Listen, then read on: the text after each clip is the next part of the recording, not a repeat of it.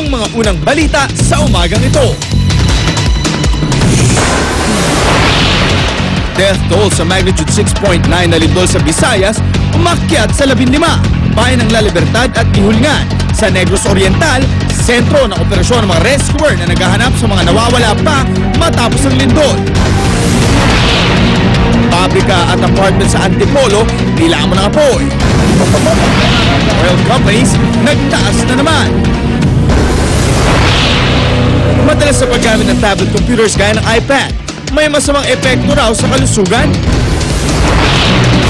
Higanteng itlog ng manok, matatagpuan sa Colombia.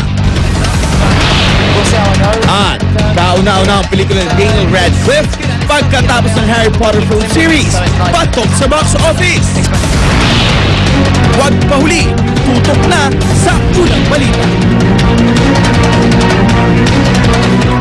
Magandang umaga, narito na mga unang balita.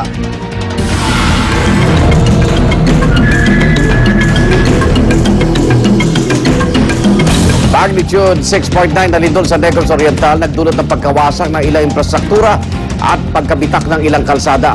May mga naiulat ding pinsala sa ilang bahagi ng Negros Occidental. Darito ang report ni Micaela Papa.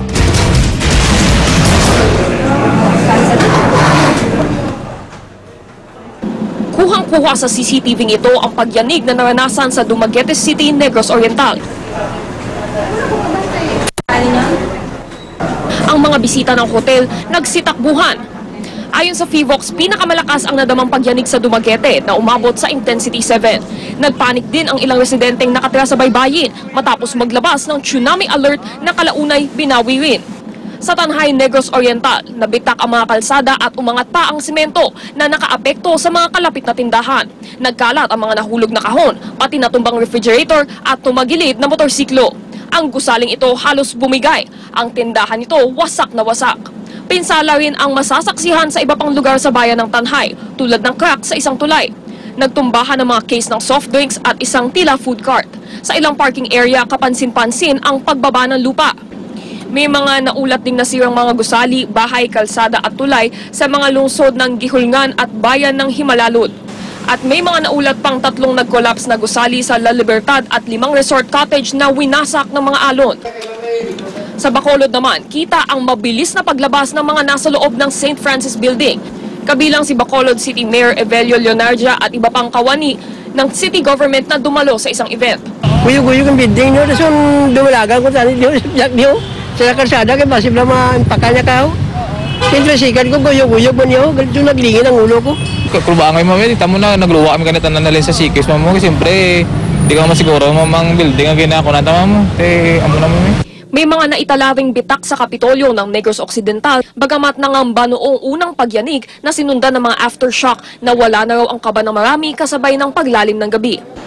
Hindi naman sa ganun natakot, kaya kuan lang bali para iwas baka may mga truck na mga pananggusali, safety kami. Hindi naman sa bahay naman, hindi naman maglalala ng tsunami kasi malayo naman. Hindi tulad sa Negros Oriental, sa ngayon wala pang nai-report na nasaktan o nawawala sa Negros Occidental. Kahit sa pagpapanik ng may 40 pamilya sa may tabing dagat ng Himamaylan dahil sa takot sa tsunami. Dapat hindi sila maniwala doon. As long na wala pa talagang advice yung province for evacuation. May mga naiulat din pinsala sa bayan ng Binalbagan sa Negros Occidental. Ganon din sa San Carlos City kung saan nabasag pa ang mga salamin ng isang mall. Para sa unang balita, Micaela Papa reporting. Kumuha naman tayo ng update mula sa Tayasa, Negros Oriental kung saan may mga namatay na at may pinaghahanap pa. May report si GMA News stringer Butch Gasper. Butch? Magandang umaga po.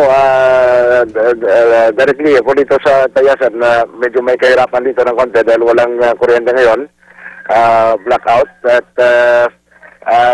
just this morning at 4:30, medyo may naramdaman pang mga aftershocks dito na medyo malakas-lakas pa ng konti dito sa Tayasan. At kinoconfirm po natin itong balita tungkol doon sa landslide na nangyari kahapon sa bayan ng La Libertad, in which na as of last night mayroong pumasok na info dito sa atin na about 50 dead bodies yung accounted at saka marami pang missing na pinaghahanap pa sa ngayon. So, dito sa Tayasan, Negros Oriental, nanatiling panic pa rin yung mga tao dito dahil sa pabalik-balik na tremors na nararamdaman dito, malalakas na pag-uuga na nararamdaman dito sa nasabing lugar. Yung badly hit talaga ang bayan ng Gihulngan at yung Valle Hermoso, La Libertad at Himalalon pati na ang Tayasan.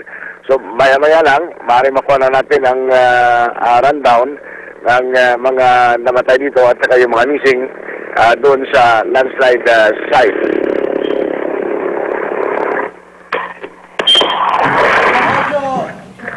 Butch? Kakamagay ba? Yes. Kamusta naman ang komunikasyon dyan? Yung mga linya ng komunikasyon natin, naapektuhan din ba? Apektado lahat. Walang kuryente, pati linya ng komunikasyon.